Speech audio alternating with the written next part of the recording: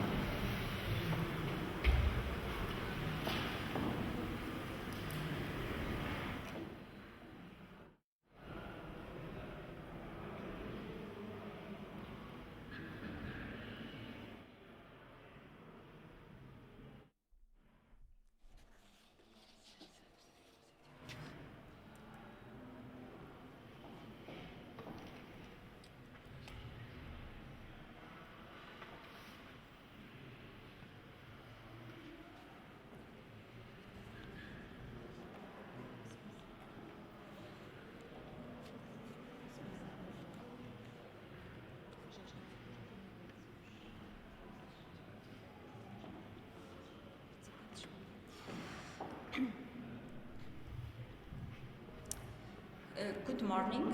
You are going to start the first roundtable of the 50th International Congress on Risks under the theme Act Today to Protect Tomorrow. This roundtable is composed of four experts from different scientific areas, institutions and nationalities.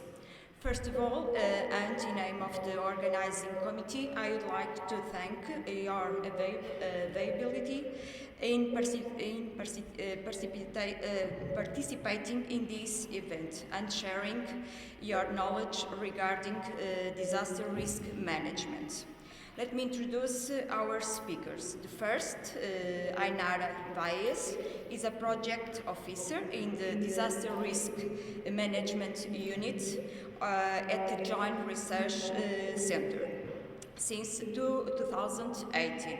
She is part of the Disaster Risk Management Knowledge Center, an initiative that integrates scientific knowledge and co-develops solutions for existing needs, translating scientific data and analysis to advise policies related to risk disaster management.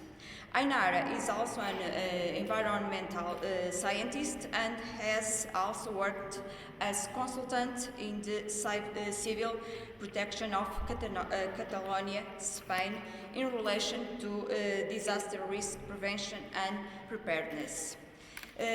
Professor Romão is professor at the Structural Engineering Division of the Civil Engineer Department, Faculty of Engineering of University of Porto, and invited lecturer in several international and national courses on vulnerability and risk assessment. He is also vice president of the International Scientific Committee on Risk Preparedness and member of the Portuguese subcommittee for the National Platform for Risk Reduction, for Disaster Risk Reduction. He was invited by the Disaster Risk Management Knowledge Center of the European Commission to lead a chapter addressing disaster impacts assessment for cultural heritage of the upcoming report Science for DRM 2020, Acting Today, Protecting Tomorrow. The next speaker, João Dinis, is a geographer with post-graduation in studies on geographic information systems and sustainable development strategies, which has been developing climate change actions and sustainable development strategies for the city of Cascais through innovative approaches on spatial planning, technology and governance models. He has participated in several European financed projects as well as Portuguese funding about how to manage the local strategies for climate change adaptation. Fang Chen is professor in disaster management and emergency planning and researcher associate in the Center for Global Learning. education and attainment at the Coventry University. The focus of her research is on the risk communication and methodology of planning and evaluation, emergency crisis response training and exercises. Her current projects include tasks for post-disaster assistance, community vulnerability and resilience, reconstruction, and social vulnerability. She is also interested in disaster risk reduction, education, pedagogy. Following are the presentations with a duration of 20 minutes. At the end will be a debate, so I invite all the virtual participants to ask questions via chat. Professor Ainara is the first to speak, and his presentation is about the concept of the knowledge centers, the knowledge center for disaster risk management. Many thanks.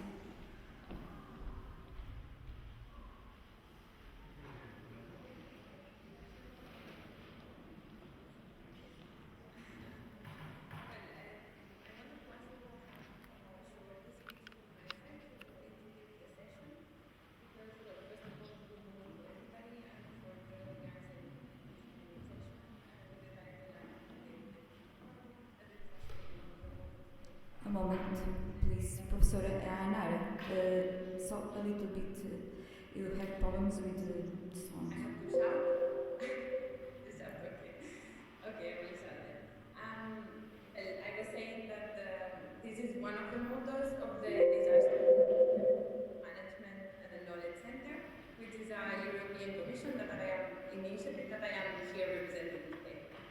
And well, I just wanted to say a few words before starting my presentation, that it's like, COVID-19, I think, has shown the systemic nature of risk, and where different actors and assets are interrelated and they are dependent.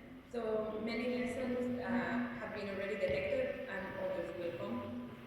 But I think it becomes obvious that different groups and actors must engage and work together in order to reduce risk. And then, well, we wanted the session to be as dynamic as possible, although I think it's being a bit difficult because of the technical limitations. So it's going to be 1 hour long, and as said before, there will be 4 interventions. I will be the first one. So joining me there is Action, Xavier, Romão, and finally João, Dinis. And we wanted to present all these collaborative projects or different partnerships that they have been created in the last years, showing the importance or the added value of integrating different types of knowledge to reduce disaster risk. And we hope that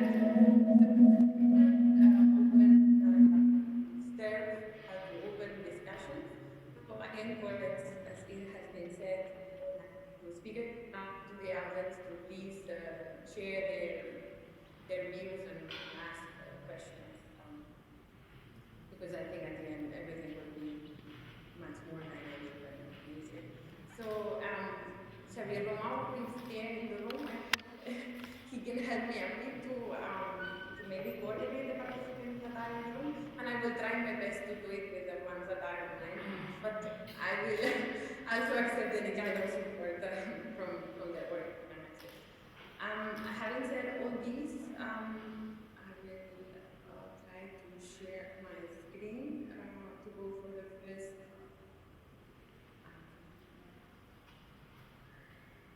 To go with the first presentation. I think I hope everybody can see my screen. Okay. We will start the session just briefly presenting our work at the European Commission through the Disaster Risk Management Knowledge Center, which is itself,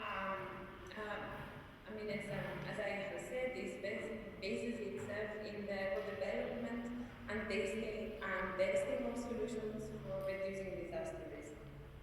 And under the current landscape, where the effects of natural but also technological hazards seems to intensify, partially due to climate change, and where new ways of threatening our societies are emerging, it has become a must to establish strong alliances and to reinforce our capacities to better protect our future. So, Well, I think it's clear that society is facing many challenges, and we live in a highly dynamic world. Some are related, for example, to water, food security, to energy, to the use of natural resources. The topic that we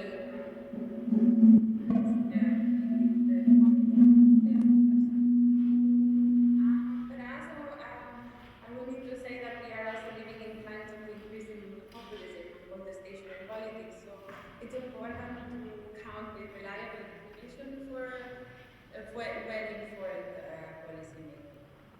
So it is believed that a more rational and rigorous and systemic approach based on evidence will probably lead to better outcomes. And when I say evidence, I include I'm not only thinking about the knowledge from scientific experts, but from different types of stakeholders.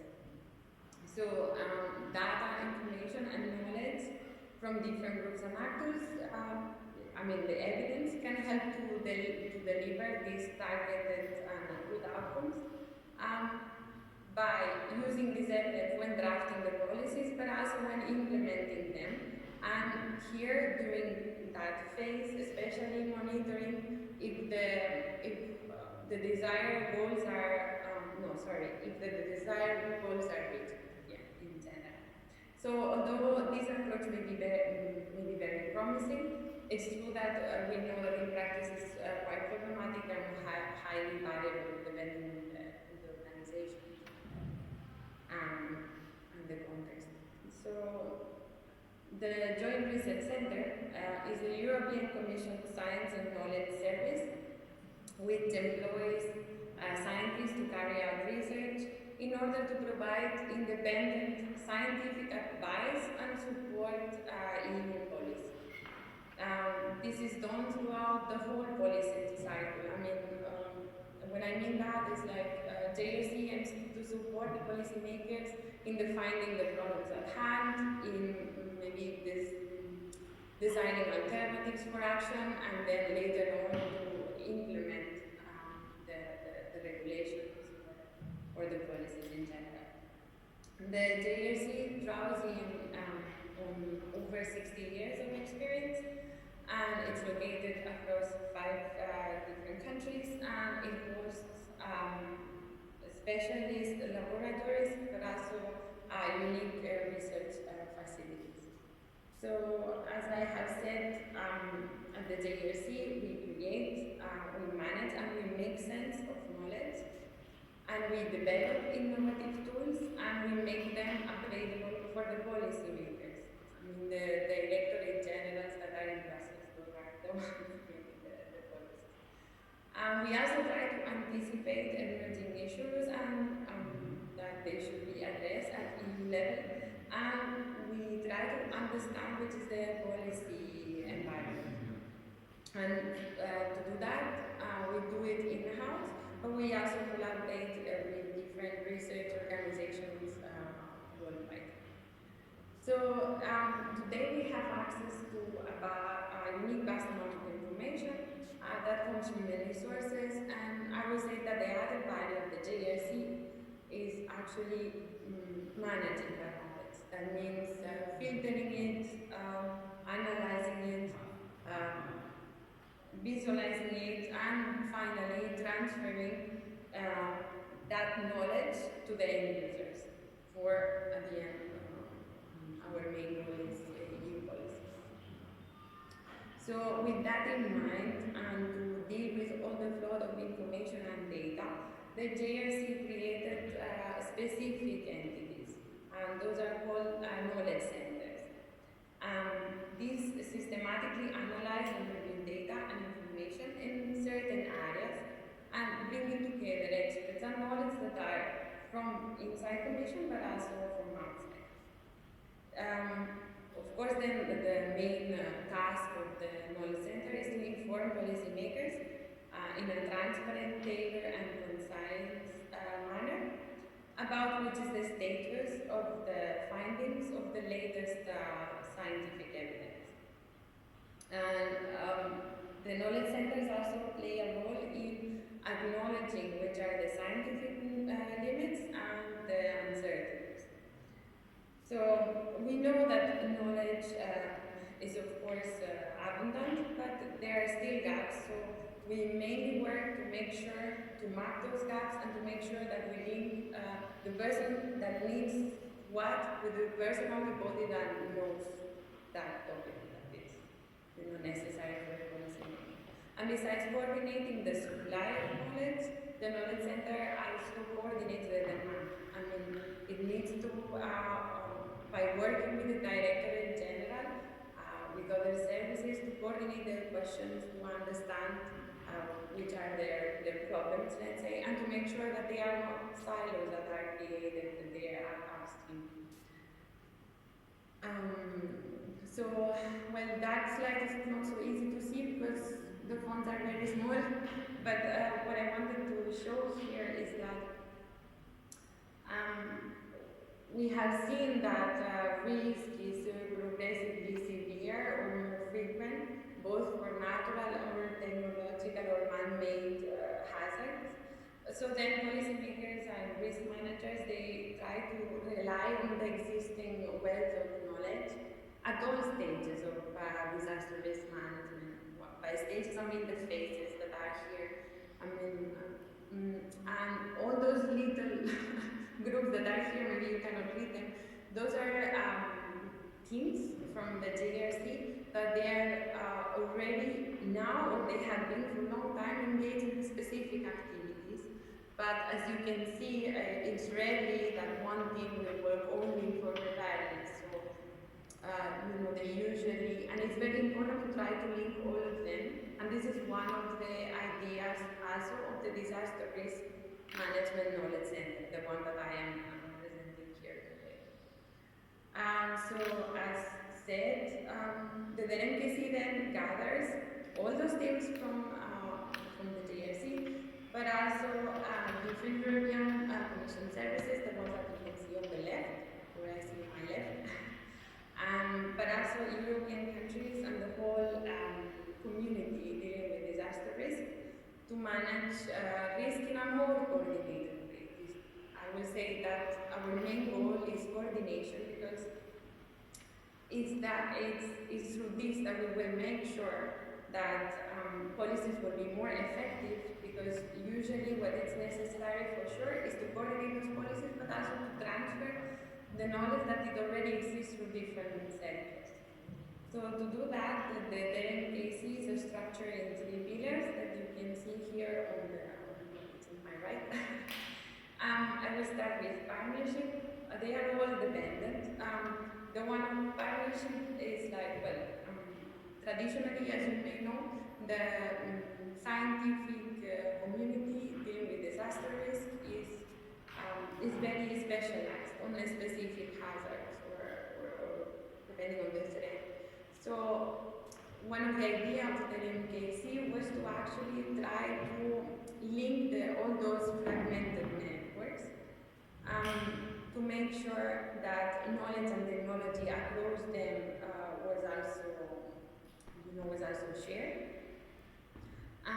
Because it's there where knowledge begins, the scientific knowledge, but then at the same time to strengthen the science, what is called the science policy interface, that is where knowledge applies, is where scientists and policymakers and nowadays other stakeholders are engaged to produce the policy. Then the second pillar, which is knowledge, is like, well, we know that there are a lot of scientific results out there, and there's a lot of knowledge coming from operational activities that they can come from their own lessons learned, from their own experience, from their trainings, and we believe that it should be exploited. And for doing so, first of all, we try to pull it, granting access to scientific results or expertise to facilitate that those outputs are accessible for the end users. So we try to make sure that knowledge is met. And then this facilitates another task that is even more difficult, that it's making sense of the existing knowledge and to identify needs. And finally, innovation. The DRMKC prepares, let's say, a space for tools or methods to be tested or to be validated, also in activities related to training or to benchmarking. So we, at the DRMKC, we try to be the space for this to happen. So here I display some of the activities that they are happening at the DRMKC, where we are trying to support the translation of complex scientific data analysis into usable information. Because, and as I have said, the DRMKC facilitates information and knowledge to be shared. It enhances at the end the connection between science, operational activities, and policy needs. Because we believe that the greater is the whole, let's say, is bigger than the sum of its parts. So all this is based on collaboration of different teams, disciplines, and even stakeholders. I mean, here there are some, for example, there is the Project Explorer, where there are almost 2,000 research projects and institutions are mapped, so one can enter there to discover who knows what. Or the Gaps Explorer, that it's more addressed to offer targeted recommendations. The Risk Data Hub, which is in the center of the slide, that it's a multi-hazard geo-portal, aims to provide a common tool for scientists, practitioners, and policymakers to support them. Then Inform, that it's a tool that has been designed for a humanitarian crisis to understand, to assess, this humanitarian crisis in a multi-hazard context. And the last one, which is designed for DRM, that has mobilized the whole DRM community, aiming to summarize the state of the art, trying to learn from past experiences and to contribute in the definition of new challenges. And I will actually finish with this one, with the Science for DRM 2020. That is the report that it should be published before the end of the year. And it's the second of the series. The first one was in 2017 with the subtitle Knowing Better and Losing Less, and it counted with more than 270 contributors. The program one, this one, the 2020, will analyze, will tackle again the disaster risk, the whole disaster risk management cycle, but trying to analyze the consequences of disasters across sectors and human activities. So we mainly focus on the assets that are at risk, such as population or infrastructures or environment or cultural heritage. And the content is based or together with what we have called case studies that serve to illustrate ways or paths to prevent or mitigate risk, and also to promote the use of research results. And well, as said, climate change and sustainable development is a cross-cutting topic. And at the end, the idea is to provide recommendations for targeted groups that are policymakers, practitioners, scientists, and citizens. And that's all. I hope I was not over the 10 minutes that I planned. If there are any questions, though, I think it's better that we move to the presentation of FAN, because maybe which is closely related, and then maybe we will have the joint discussion.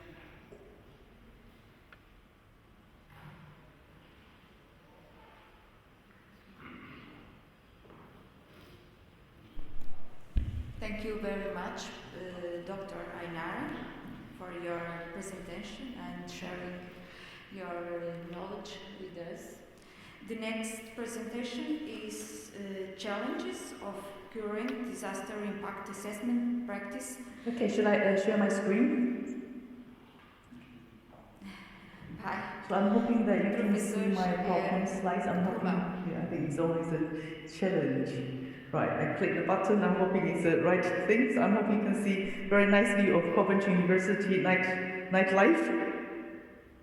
Okay, cool. Right, so I think I'm given 10 minutes to make a presentation to showcase to you how we utilize, how we work with the Knowledge Center for Disaster Risk Management and then with other universities to help with this partnership knowledge and innovation in disaster risk management. So first of all, I would like to thank the organizer and also KCDR to allow me to have this 10 minutes to share some of our experience to you. So I think it's really nice, opportunity for us because in Coventry we have disaster management course. I think it's about 25 years, but somehow I think we always feel very lonely that we here in the UK. But a couple of years ago, we started to have a link with the Saxion University in Netherlands, where they started to think about working with the Knowledge Center for Disaster Management, and they feel that because you can see this is the previous book before this 2020 publication. So they feel that actually if we want to broadening the knowledge in DRM, if we want to share the knowledge within this higher education, actually we shouldn't really limit it into one institute. So we created a network, a Congresso network, that we wanted to share this knowledge among universities. And then so actually we already since, I think it's from 2017 until today, I think we organized 7 seminars across 4 universities. So we have the Saxion University, Coventry University of Autonomous Barcelona, and also Berlin Institute of Economic and Law. They did it last week, so we deliver this kind of DRM training for our students. And then the idea is that actually it's not only to share our experience, but also actually we invite students from other institutes, from our network institute, to come to our universities to learn this knowledge. So I think from the beginning, we work with the other lectures. We develop a framework in line with the publication done by KCDRM. So we started looking into, how can we deal with the disasters, pre-disaster and post-disaster, looking into, the identification, mitigation until, emergency response. And then we know that normally when we run the workshop, it's about 3 to 5 days workshops, and then we invite speakers from different universities. And of course, because we have experts in different areas, actually what we try to do is utilizing this basic framework to indicate students that where are these speakers' expertise located, so they can understand the reason why, how we sort of convey and design the training program for them. So you can see that this is actually one of the slides I used in February when we did that in Coventry. So I think it's very nice that we invite speakers, and I think the benefit of this workshop is not only share the information from the textbook, but also from the lectures. We also bring in some of our research, we bring some of our projects. So you can see here, this is actually one of the sessions that we have in our simulation center. So we utilize Legos, we utilize these disruptive learning sort of media to help students to sort of utilize or create sort of method to generate ideas of how we can mitigate potential risks. So I think we try to bring in some of the ideas from the book and also share some of the information. And I think you can see that from this picture. I have got a proof of consent from all the participants. I can share the picture with you. So you can see that in speakers, we also participate in the sessions, but we are learning from each other, our expertise, our experience, and the students also gain the benefit from these sort of sessions. So you can see actually from this group, we have 3 university students coming into the session, so they can share the risk perception from different cultural background, from different countries, from different states. And I think that is enrich the knowledge sort of perspective, because if we only learn about the UK perspective, we only know about the emergency planning from the UK. But somehow now we can also bring in students from, actually for this workshop we have the Netherlands students, we have Belgian students, we have Italian students. So we have really nice sort of interaction with students and also with their professors as well.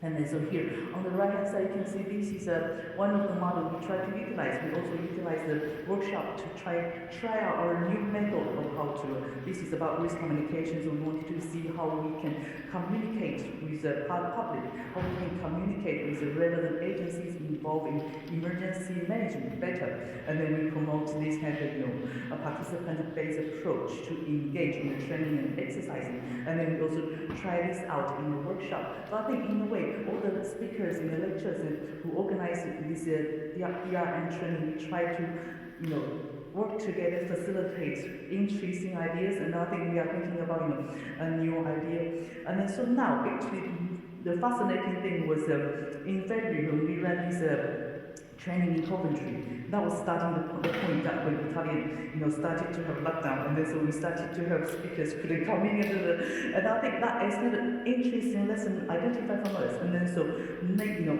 so the next section of the university, they needed to postpone their training, and also the Berlin Institute of Economic and Law, they also postponed it until actually we did it last week.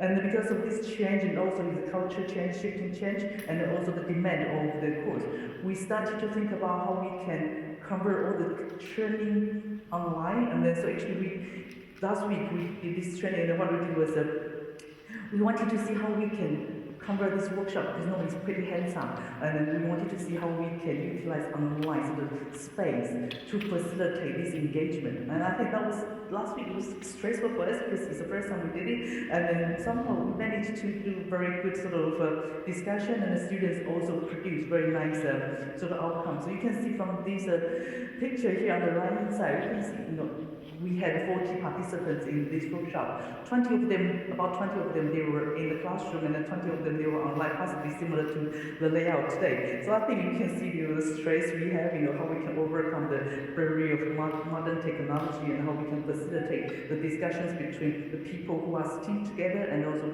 the people who are online. How can we, facilitate them to communicate with each other, increase the dialogues. And I think that is something that could spur, our interest also looking to pedagogical development. That is something interesting for us to see. And I know that in November we are going to have another workshop in the Valles University, so they try to convert everything online as well, and I think that is something we can learn from each other, can pick up, the scenario they try to create. So I think in a way that is the benefit that actually we work, with KCDR. It's not only from the knowledge perspective, but also we engage with partners, we engage with the professionals, we understand, the international perspective, and then we try different sort of pedagogies and enhance our teaching and learning experience. So I think, in a way, it's really positive, and not only from the lecturers' perspective, because I know that from my students, they also have really nice positive feedback, and also I run this training three times, and then so we have students, from other countries, they also receive really nice feedback, so they wanted to continue with this training. So I think somehow that it's just a little bit of experience I want to share with you, and I'm hoping that if you are interested, we can continue to talk with this method, and then we can engage with more universities to share this experience as well. So that's my presentation. Thank you very much. And I think I need to stop sharing. I need to see all my countries.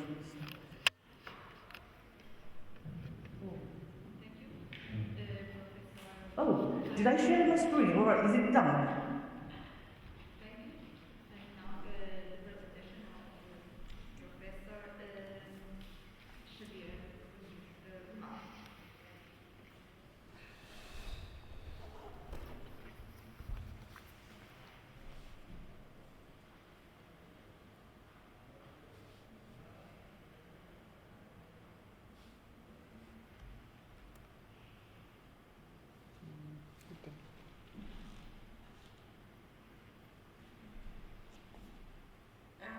I don't know if the audience can hear me. Well, I don't have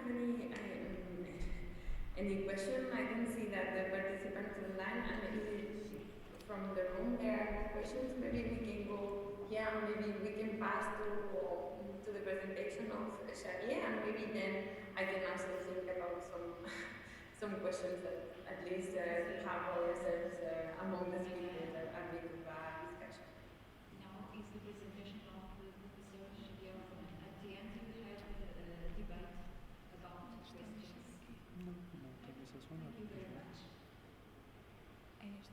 Sim, sim, sim. Mas não estamos a ver.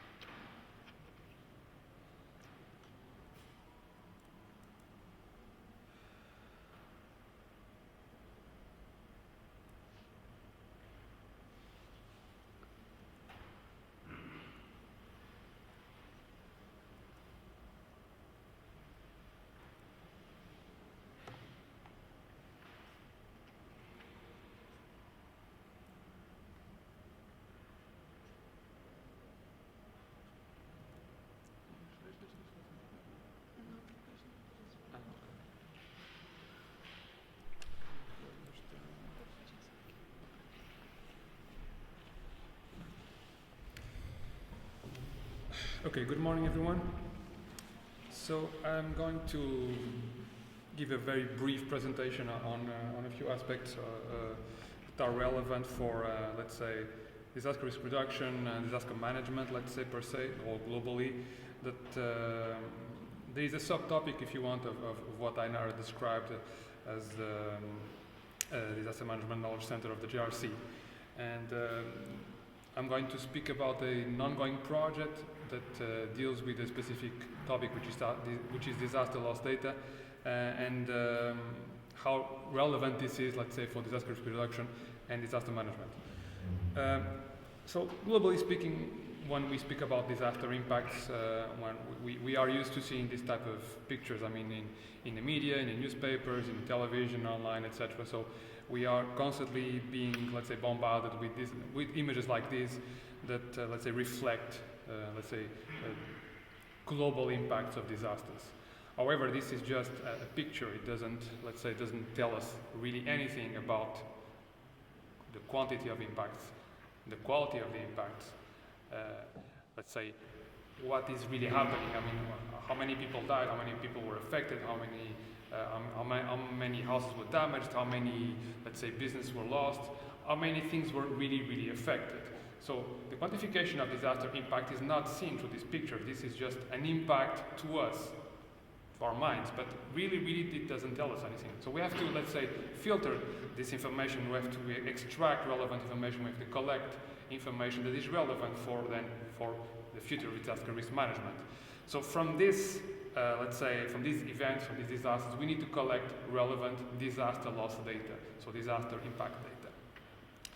And why is this really important? Why is this information really important? So we can generally see that disaster loss data is important for four, let's say, big components.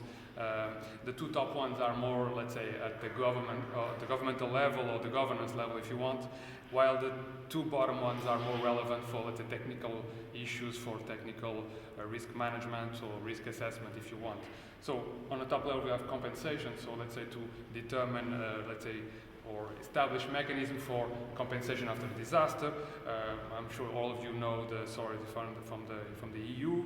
Also to extract information relevant for defining, let's say, insurance premiums, because the insurance market will have to decide a premium based on expected losses that someone will have to, let's say, recover from. At the governmental level, we have accounting, because the country needs to know how much it is expected to lose. I mean, what is the trend of losses over time? Do they have enough money to recover in case of a big disaster? I mean, this needs to be thought, this needs to be managed, this needs to be planned. So this information is crucial for these two actions. But on a more basic level, let's say on a more technical level, it's also important to in fact understand, let's say, disasters. So we have disaster forensics, which is basically a science that basically analyzes what happened, what went wrong, what were the impacts and why they happened, what caused what was the true cause of impact. So what are our vulnerabilities? What are the hazards? What are the interconnection between these two elements and our built environment and our societies? So this is, let's say, the science of understanding risks and how they work and how they and how they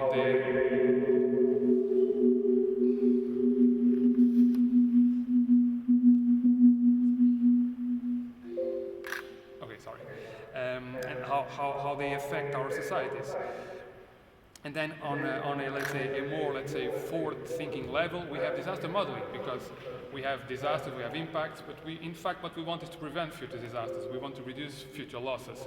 So this information of past events, so what happened, the quantification of what happened, is really, really important for preventing future disasters. In fact, we will need to develop new risk assessment models, new risk prediction models, and these models would need to be validated based on empirical data, and that empirical data is in fact disaster loss data. So what happened in past events. So in fact, when we look at I kind of lost control here, okay.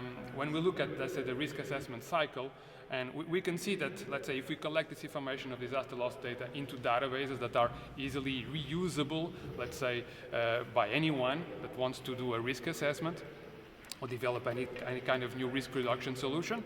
I mean, as long as this database is being fed by past events and any events that happen, and that the information is, let's say, collected systematically, well organized in a way that can be reused by everyone, you will be able to feed information for the risk assessment, for the risk communication, for the analysis and decision making in terms of what to do, what are the solutions that I need to implement.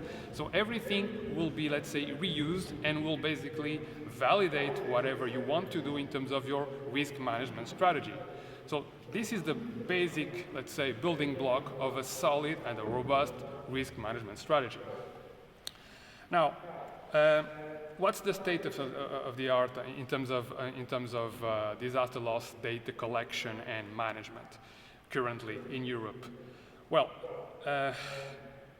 it's almost at the starting point, to be honest. We are kind of building awareness about the importance of this, but it's still not there yet. And we are starting to build information models that can be useful to collect and register this information. So I'm going to briefly talk to you about this European project, which is Loss Data Enhancement for Disaster Risk Reduction and Climate Change Adaptation and Management, whose objectives are to develop data models for collecting this information from different sectors, so this disaster impact information from different sectors. So we have the business sector, residential sector, agricultural sector, road and networks, cultural heritage. So we are trying to develop, let's say, models that people can reuse. People on the ground after a disaster will collect this information and will be able to, let's say, systemize that information in a way that will be useful in the future. Okay, so this is basically what we are developing in this project. We are also using a few case studies to try to, let's say, on one hand, validate the data models, and on the other hand, understand what is the best practice currently, what people are doing currently. And this is also what I want to speak to you about in the next couple of slides, using one of the case studies, which is the Madeira floods of 2010 in Portugal. So probably most of you remember this event. It was 10 years ago. It was 10 years in last February. So this was, let's say, the deadliest hydrometeorological disaster in Portugal of the past 4 decades. We have huge disaster impacts in terms of debris flows, landslides, flash flooding everywhere. What caused this was an intense precipitation in just a couple of days. But the problem also was that winter in Madeira was particularly rainy. So basically every terrain, every soil was already filled with water. So basically there was almost no capacity to retain any more water when this intense rainfall happened. So probably you remember most of these pictures. I mean, they were all over the news at the time. I mean, on top you have impacts around the city of Funchal. In the bottom, the 3 pictures are from the capital, Funchal. These are just, I mean, a few highlights to remind you that this was really, really a huge event with lots of impacts in multiple sectors. And a few months ago, we started to try to collect information about these impacts, to quantify these impacts by sector for this project. And I'm not going to show you extensive data that we collected or details of that data. I'm just to give you a brief picture and extract some of the main findings that we have so far. So basically, we try to collect this information at the island level, so let's say global, what the regional government was collecting and used to establish compensations. And then we went also to the 4 municipalities that were mainly affected or mostly affected by this event. And on the slide, you can see on the left side, you can see the sectors.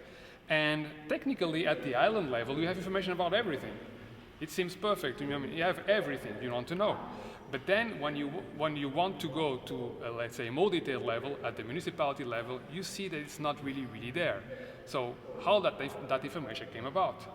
How can you go at the global level without collecting information at the local level? And when you go at the local level, you see that from one municipality to the other, the type of information that is collected and the level of detail that is collected is totally different. And in some cases, you have no idea if anything was collected at all. And in some other cases, the information is there, but no one knows where it is because it was 10 years ago. So this is an issue. And it's not like, okay, this is, let's say, an anomaly. No, this is everywhere like that. This is not just here. It's everywhere in every country. This is a real problem. You get disaster loss data gets forgotten. I mean, you basically lose it over time. It's so important, but you don't care about it because at some point, no one really knows what to do with that. So they don't keep it. It's very useful in the immediate, let's say, recovery because, as I said, for compensation, so to understand how much money will everyone get to recover their lives, to recover their homes, to recover their businesses. But then after a while, no one cares about this because there's no use for this. So the idea here is to try to understand that this information is really, really useful. And you need to collect it in a systematic way, in a well-organized way. And you need to keep it because it will be useful in the future. So generally speaking, the main findings that we are finding so far in terms of, I'd say, using this case study, but as I said, this is not specific of this case study because we found this in many other places. So basically, what we can see is that the available global level data, okay, gives you an overall view of what happened, okay? But the detailed data doesn't really match up to that global data, okay? It's difficult to validate the global data using the detailed data, okay? And it's difficult to understand how the global data was actually obtained. Also, for some sectors, you don't have a lot of information, okay? Or it's even non-existent. But the thing is that you have no idea if it was not collected or if the sectors were not affected. This is actually important because you don't just want to know what was affected. You also need to know what was not affected because in your risk model, you need to understand if the model is predicting accurate results in terms of losses and in terms of non-losses. So you need to know everything, not just what was impacted. Also, this is probably the most tricky thing. We see that everyone is collecting something, but in a totally different way, using different approaches, okay? And we're talking about municipalities that are next to each other. They speak to each other, but they collect information in a different way, okay? And the government is collecting another type of information, and there's absolutely no coordination among themselves. So this is an issue, because in the end, you get a huge scatter of information with different formats, with different typologies, and it's difficult to make some sense out of it in the end. Also, basically right now, as I said, you are only collecting this information right after the event just for economic and legal reporting in terms of accounting, okay? This is the main purpose of this information right now, okay? But as I said, this is not the only purpose of this information. So you need to think further away from this specific, very, very specific issue, okay? So you need to think of how this data can be used for in the future in those 4 sectors that I said, namely for forensics and for disaster modeling, okay? One key important aspect, okay, at the governmental level, let's say public institutions, this is more or less, okay, still a couple of sectors where you can navigate and get some information. When you go to the private sectors, everything crumbles down because no one wants to give you anything. They don't want to share any type of information because this is crucial for them. This is private information. So they don't understand really the value of this information for disaster modeling. And I understand that at a certain point, but some awareness needs to be created because without private information from let's say, private businesses, from private institutions, this is really difficult to make solid and robust disaster management. So as a couple of final remarks, I just want to say that this structured disaster loss data collection practice needs to be enforced, okay, to ensure that the usability and interoperability of the data is, let's say, established and defined and set. So we need adequate tools and training for disaster collection, let's say, readily. I mean, we don't have tools for this still. I mean, we need to develop those tools, and we need to train people to use those tools, because, I mean, it's just not about the development of the tools. We need to train people. We need to make them aware on how to use the tools and how can this be efficient. Also, we have seen, I mean, I'm sure that this has been, let's say, brought about at some point, probably in these days. You are all aware of the Sendai framework and on the indicators of the Sendai framework, and some of these indicators are indicators about lost data. Okay, this is really important because it's a starting point. So we are basically trying to enforce countries to start, let's say, a culture of disaster loss data collection. But this is just the beginning, because the indicators are very, very general. So they are still not enough to understand what's really happening in terms of disasters, okay? It's the starting point, it's very important, but it's not, let's say, the end goal. This is just a baby step. And finally, collecting and sharing disaster loss data is still not seen as the building block of disaster risk reduction. But it is, because it's by learning from the past that you basically correct your mistakes in the future. So you need to create further awareness on the importance and usefulness of this information across all sectors. Thank you for your attention.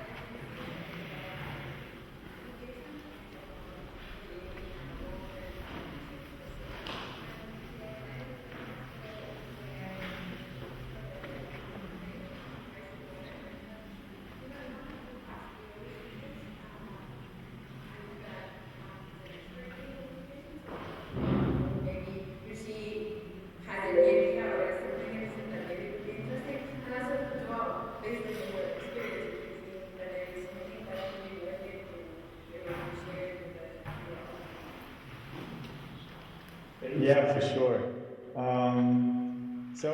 Do I start right now? Is that okay? I'm going to share my screen. So please let me know if you can see things properly. Can you see my presentation? Okay, great. So thank you very much for this very kind invitation. I'm really honored to share again on this subject, especially because we and researchers work very closely together, and we've been learning quite significantly from each other, so that's always nice to have. So as most of you, Portuguese at least, know, Casajus is a coastal town. We are approximately 100 square kilometers, and we have a long coastline. 1/3 of our area is protected landscape, but we are also located in the outskirts of the Lisbon metropolitan area. And all this landscape provides us with a renowned tourist destination and unrivaled heritage, both natural and cultural. So, climate change effects very important for us at the global scale, but it also requires action at the local scale, mainly through bottom-up approaches. We have, at some sort, limited program obligations. Policies have those management, certification, spatial planning, and so on. This is usually a long-term commitment, but we are also working on what we call local term. So this is the problem for us. I will probably ask Xavier to mute his phone because I can hear him loudly on the room. So at the same time, this is also a large spectrum analysis. So everybody from the fields of biodiversity, of oceanographics, of economics, of cultural and social studies are also studying this phenomenon. And not only at short scale, but also at a large scale impact. So this is extremely different from what we practitioners at city levels are usually doing. So that's one of our challenges. So obviously, in Cascais, we tackle this through strategic planning. For example, in 2009, we started with what is the first local climate strategy in Portugal, together with Almada and also with the cities of Sintra, both our neighbors, one by land, one by ocean. We have also benefited from significant EU granted projects, because the European Union is tackling this with a lot of resources. They have seen the benefits of climate action, both in adaptation and mitigation. But we drove into that policies, and it drove us forward. It gave us a bit of momentum. So we had a lot of EU programs integrated, namely, for example, the Covenant of Mayors, Horizon 2020, the EEA grants, FP7, so all those financing programs that we have, and all those significant projects that we grasped these opportunities on. One of the things that we did is most recently, we made what is considered the first climate change adaptation plan, so towards action in late in 2017, and we started to plan ahead.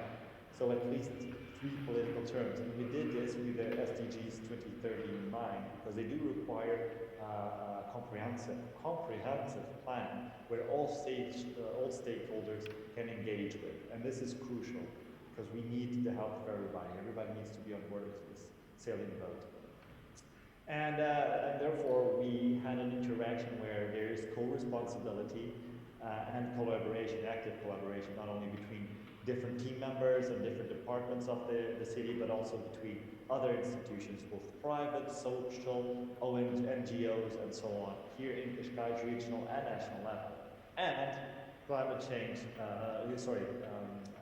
European level as well.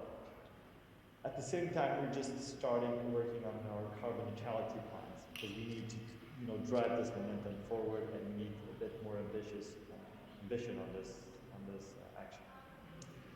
So, regarding research and climate action, let me just place this a bit here forward.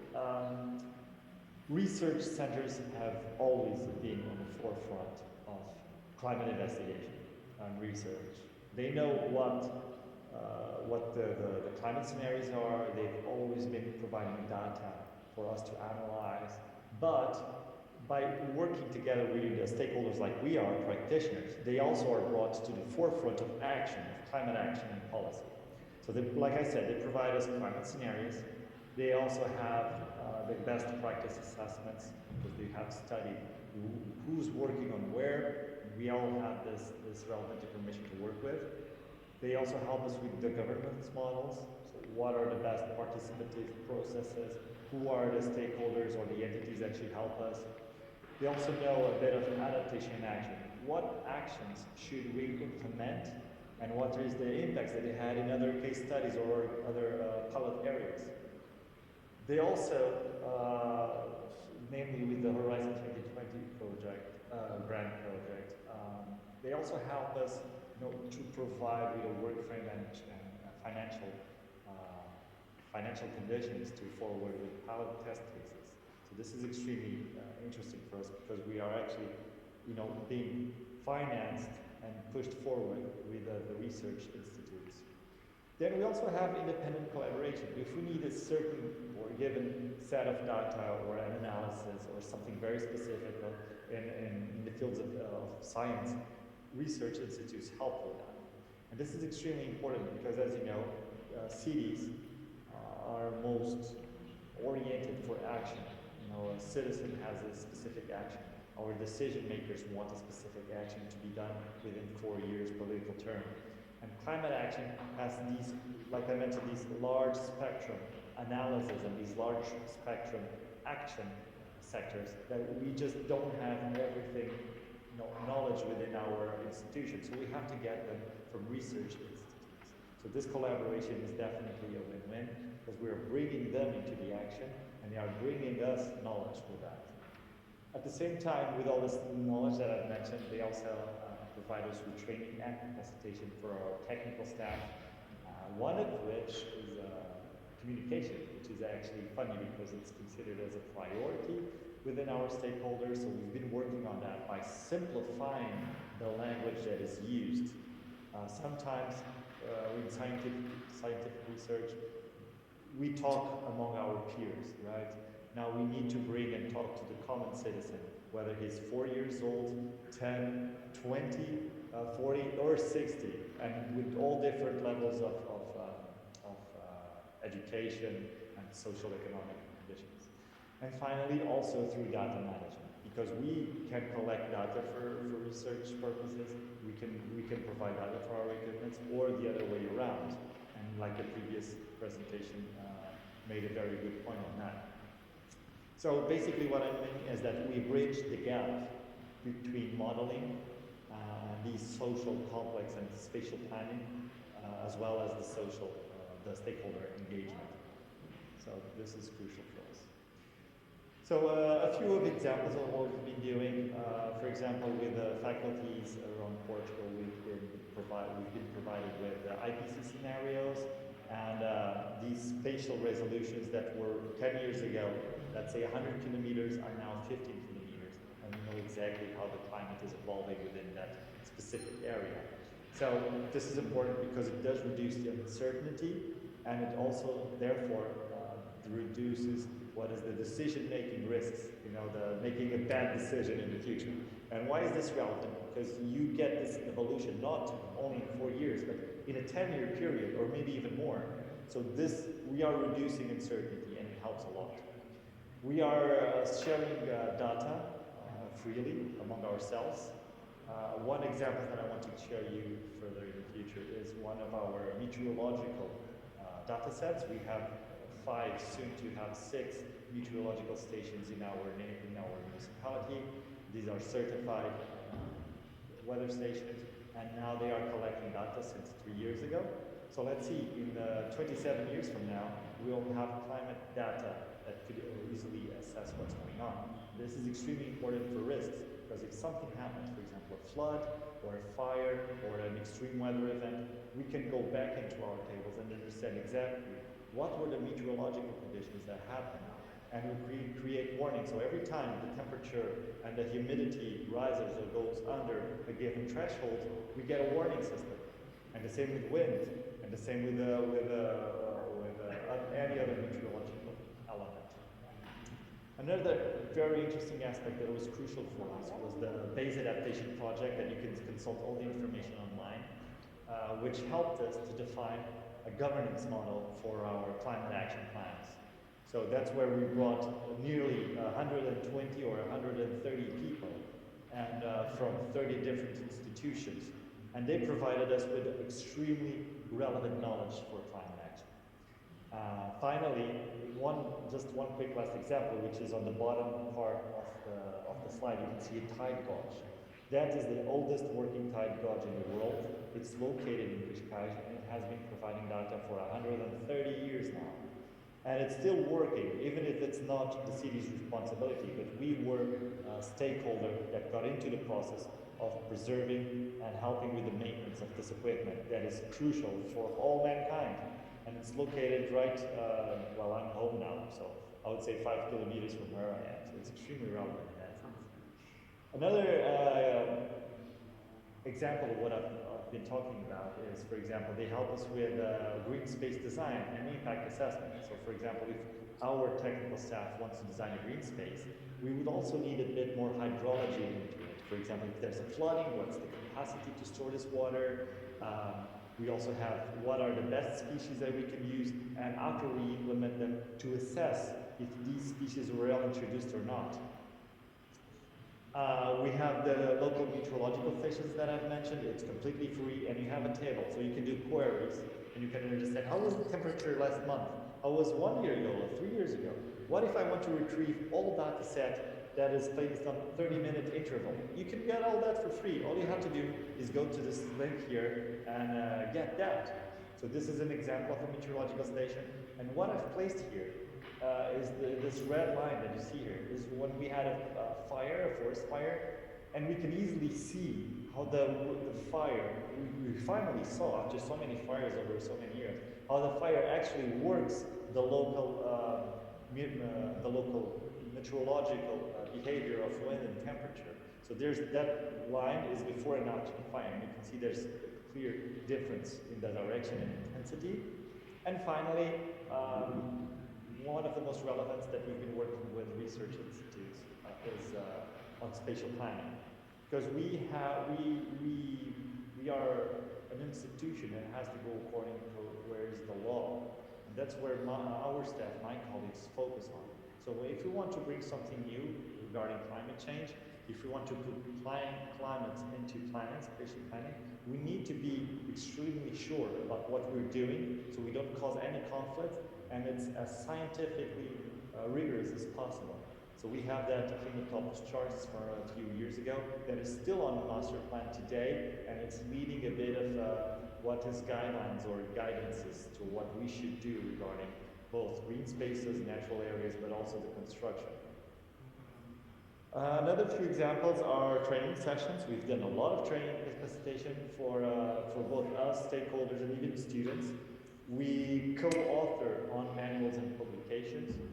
We are providing a knowledge hub for students, for example, with the Zephyrs. It's not a project, it's a center from the Geographic Institute of the Lisbon University, where we just bring on your students for master degrees, for PhDs, for thesis, for whatever, and we'll provide them with free data. Just send me an email, tell me what you need, who you need to contact, and we work with them, because we get this information easily.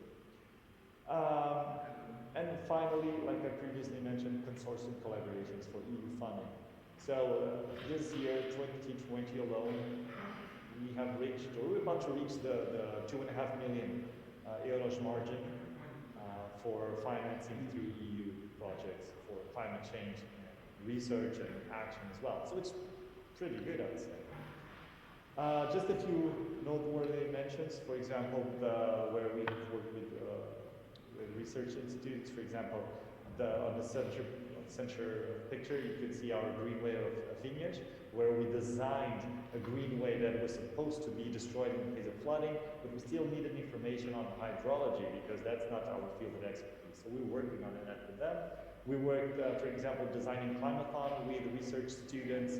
We have the publications on both manuals on how to do, for example, green spaces or good practices around the world, how to plan ahead, well over the normal political terms. But like I mentioned right at the start of our presentation, how can we communicate climate change with citizens? So we work together to make sure that we have the nice infographics and information written that everybody can see and understand. So finally, climate change, the lessons that we have. Climate change does require state-of-the-art knowledge that comes from research institutes, but a pragmatical approach. Otherwise, all that information will be lost in publications and never truly implemented or tested, because after we test, we can make sure that others don't do the same problems or have the same difficulties that we have. So it's a sharing stance that we have. We also try to reduce the risk assessments on climate change with research institutes, because they are providing us with data. We're doing the same, but they are doing analysis and they're bringing them back. We also must leverage knowledge. You know, global cities nowadays, they are measured and they want to be more competitive at the local market. And the way they can do this is not only through financial investment, but also through knowledge and information. So why not have climate change information, and risk reduction over this? How much does it cost a heat wave? How many deaths does it cost? Or a flooding? Or so on. So all these elements are crucial for a city development. So one of the few case studies or challenges that we're still facing is, okay, we are on this, let's call it the state of the art in terms of collaboration. So how do we replicate knowledge-based case studies between cities? this is something that we definitely want to.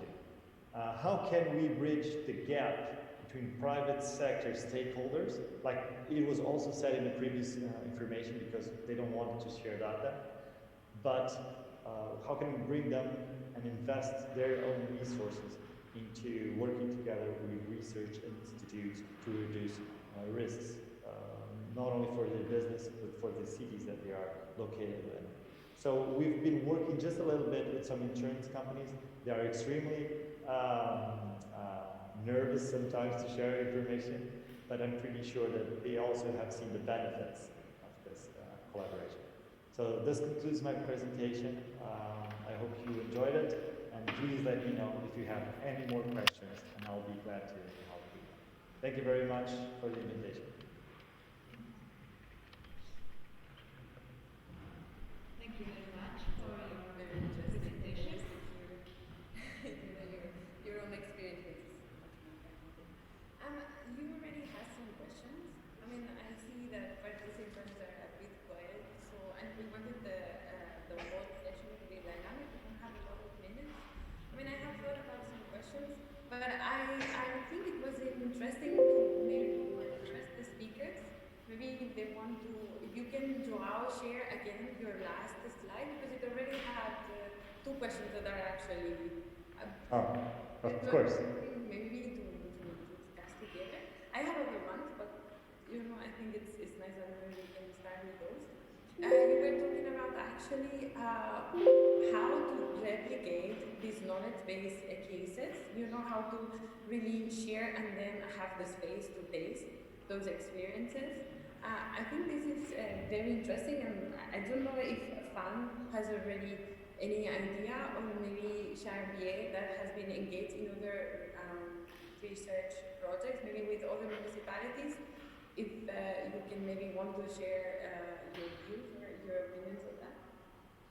Yeah, I think if I may, I think some apart from the training courses we do, actually normally we also run student field trips. But what we do is actually to increase students' employability. On top of the field trips, we also ask students to engage with the community, so they will, you know, share the DRM sort of knowledge within the primary schools or communities. And I think we have been successful delivered this sort of project in Taiwan several years. I think we started from about 2012 and until this year, and then actually this year, because we couldn't go to Taiwan anymore, so we actually changed it into online delivery. And I think we are looking for, you know, the similar methodology that if we can work. I think from my perspective is to utilize university students to engage with communities, and I think that is a good pedagogy, and also that can avoid, I think in the past when we identified the issue is that if we only rely on the lecturers or scientists to engage with communities, we have a limited amount of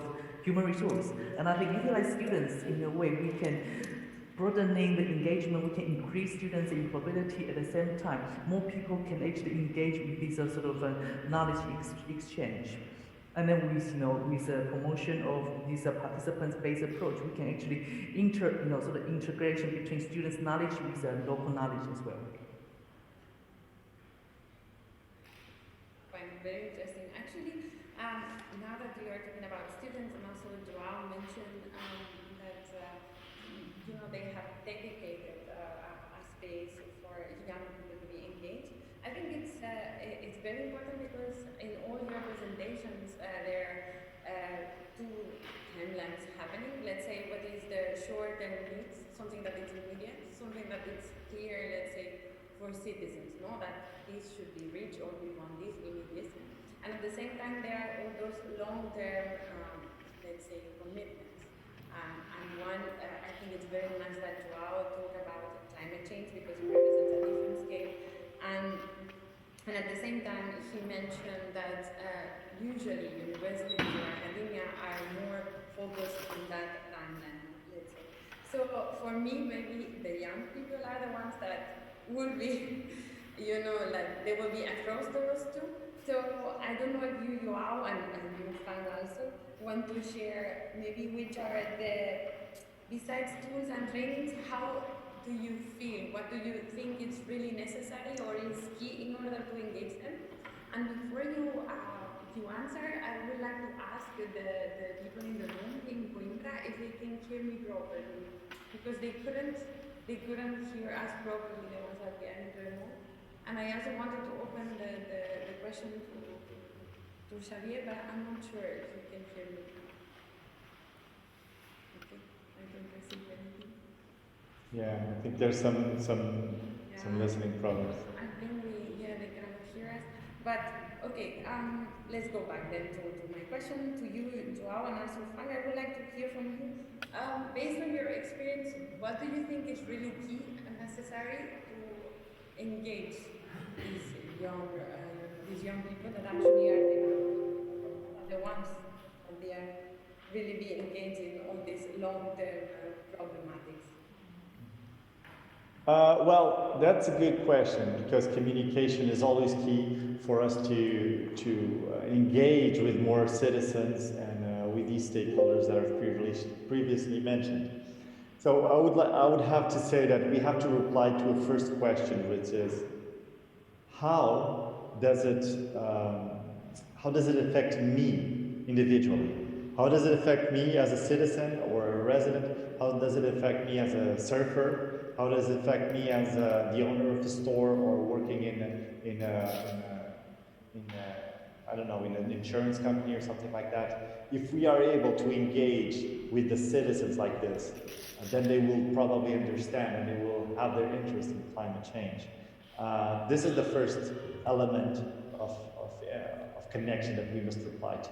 So then we'll definitely have to understand if we are able to communicate properly with everybody. So climate change, for example, has an impact on health sector. So, but health affects differently, different age ranges, right? So we must engage surely that we are using the right language, the right communication tools, not only digital but local, and making sure that people understand the complexity of the problem, and that this is something not only seen today, but in a couple of years now. When that's a challenge by itself, because, for example, cities management, what people want is that they have a pothole on their street that they need to be fixed with, and they need it tomorrow. They don't need to think about the heat wave that's coming next year. But if we place them something like, okay, this will really, really increase your energy consumption because you need more cooling, or this will probably give you some health problems because of your heart rate or of your dehydration, and then you can't do whatever you would like. It's dangerous for you. So this connection is something that we need to work with. And I think that just to echo João's opinion, I think for our students, I think the most important thing is also in the motivations. We need to motivate them to get involved, and I think we try to link them with, how do they develop their career, their personal development, and I think once they realize that actually with them, it is part of them, and then that is where they can engage with this long-term voluntarism. Because I think for our project normally it's voluntary based, and then so they really need to understand why this is related to their not only their life but their career, but also have a greater impact on the communities.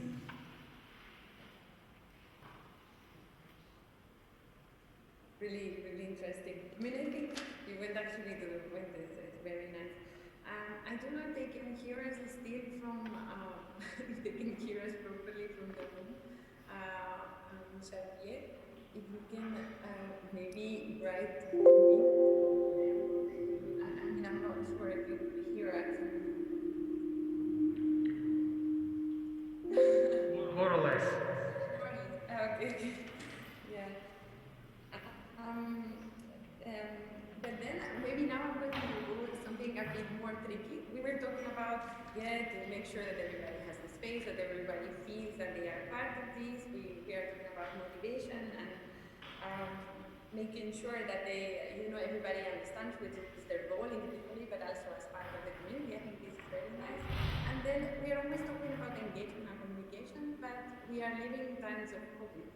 So this is really a new challenge in that case, and I think for disaster risk management, not only in the part of the time that we are living about recovery, but also how we are supposed to communicate and how we are supposed to engage in these times where we cannot really be together, like where distance needs to be in place.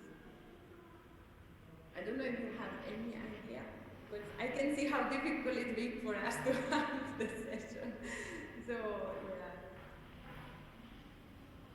I think I agree with you. These are challengeable things, and I think for academic possibly it's easier because we not move online, so students are very, understandable to utilize this room or team or something to communicate with each other. But somehow we can realize that when it broadening to other communities, and then when the technology has become disadvantaged, and that can become a new problem or new issue. So I think that is something we are also trying to figure out what we can do, or try to utilize different ways, or make sure the social distancing stuff, and that we can continue with our activities. I think that is something we are looking for as well.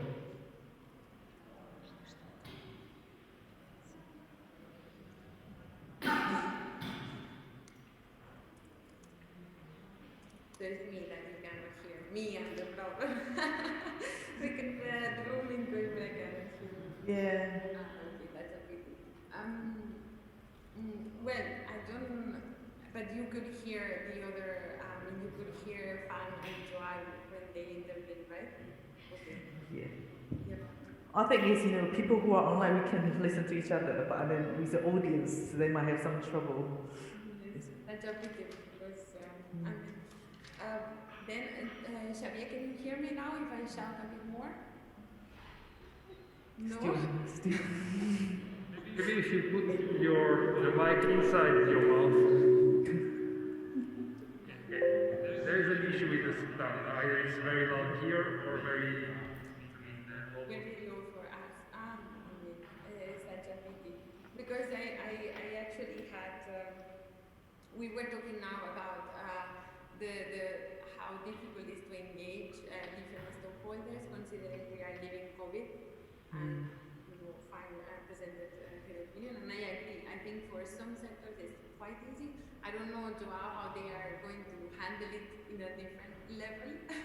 Yeah. So I know it's much more difficult. And I wanted to finish, because we are actually over the time, and I wanted also to Xavier to be able to contribute with his own ideas. And I think, we were talking about lost data. I agree with you, Xavier, that this is promising, but still, we are not able, we are not able to show really the opportunities, of collecting and analyzing data beyond compensation. And this is, again, it comes back to what João said about making sure that people could understand of these long-term consequences nowadays. So maybe it's for you two, actually, for João and Xavier, if based on the challenges that Xavier shown, if you, João, have any proposal, and the other way around, if you think, if you, Xavier, that you have actually seen that all the different municipalities, very good, but maybe one can work, but they are not able to work together. How, maybe if you can present what would be necessary in the case of research for the municipalities to coordinate together. Maybe I leave that last for you too, but Can you hear me? Yeah. Okay. So I can tell you a little bit more of what we're trying to do with Madeira in particular.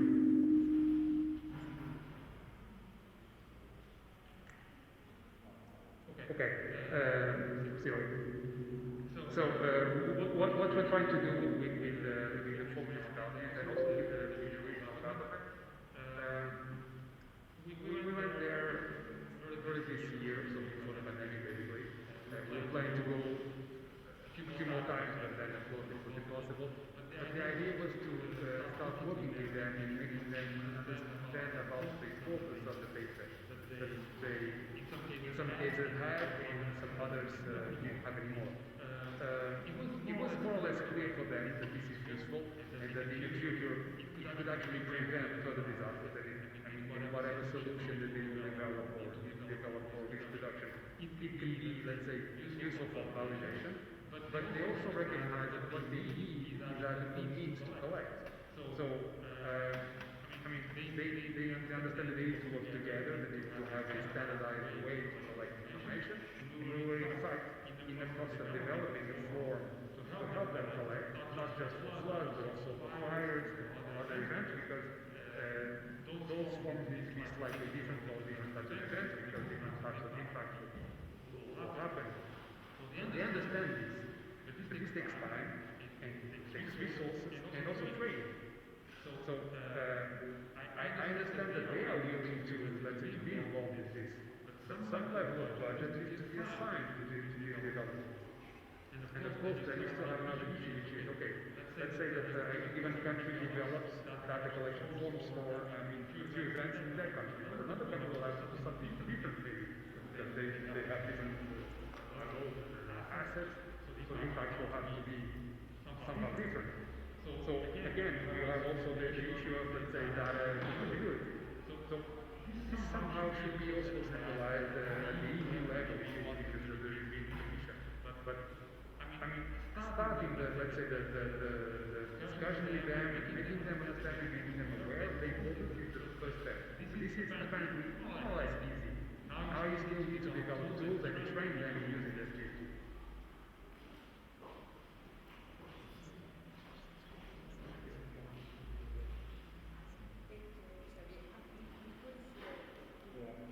Can I just add something? Is that we in Portugal are actively working with an association of municipalities for climate change. We already have 35 members, and I think it's a pioneering institution at European level. So we are actively working on action. We have some research partners, but if they want to share more or engage in a more collaborative way, I'm sure that we will be available for that, because that's something that we are eager to have.